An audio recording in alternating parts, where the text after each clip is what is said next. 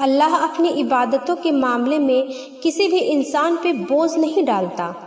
جہاں تک اس کی عبادتوں کی بات ہے وہاں تک اس نے ہم پہ صرف وہی کچھ فرض کیا ہے جو ہم آسانی سے کر سکیں اور جس میں ہمارے لیے بھلائی ہو۔ اللہ نے یہ عبادتیں اپنے لیے نہیں بنائی، اللہ نے یہ عبادتیں ہمارے لیے بنائی ہے، کیونکہ دنیا میں انہی عبادتوں کے ذریعے ہم نے سروائیو کرنا ہے، اور روز محشر بھی ان عبادتوں نے ہی ہماری نجات کا ذریعہ بننا ہے۔ کیونکہ ہم نماز کا مقصد نہیں جانتے۔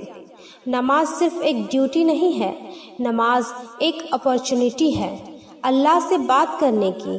اگر آپ نماز کا مطلب سمجھیں گے تو آپ کو پتہ چلے گا کہ سورہ فاتحہ سے لے کر آخری سلام تک نماز اپنے آپ میں ہی ساری کی ساری دعا ہے، آپ کے اور اللہ کے درمیان ہمیشہ رہنے والی دعا۔ نماز کائنات کی سب سے سیف جگہ ہے، ایسی جگہ جہاں برتر اور کمتر دونوں ایک جیسے ہوتے ہیں، جہاں نیکوکار اور گناہگار سب برابر ہو جاتے ہیں۔ ابھی کچھ دیر پہلے میں نے ایک کوٹیشن پڑھی جو کچھ یوں تھی: تنہائی میں کبھی چاند کو دیکھنا اور دیکھ کر سوچنا کہ رسول صلی اللہ علیہ وسلم بھی اسی چاند کو دیکھا کرتے تھے، لیکن ہم جے نماز پہ کھڑے ہو کر یہ کبھی نہیں سوچتے کہ یہ وہی جگہ ہے جہاں رسول صلی اللہ علیہ وسلم ہر مشکل گھڑی میں آیا کرتے تھے اور اللہ سے، صرف اللہ سے مدد مانگا کرتے تھے، اور صرف اس جگہ پہ کھڑے ہونے سے اللہ نے ان کی کیسے کیسے وسیلوں سے مدد کی تھی۔ دعائیں نماز سے علیحدہ نہیں ہوتی۔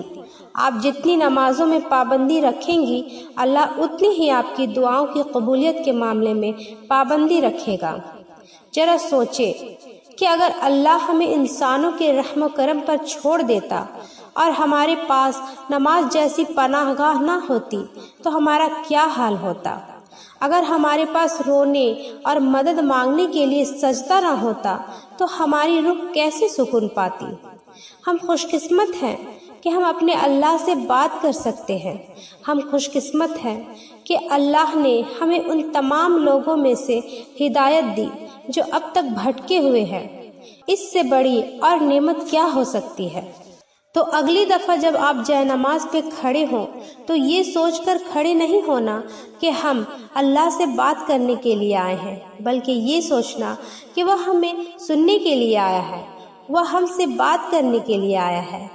آپ کے لیے بڑے اعزاز کی بات ہے کہ وہ ذات جس سے بات کرنے کے لیے بڑے سے بڑے عبادت گزار ترستے ہیں، وہ آپ سے خود بات کرنے کے لیے آیا ہے۔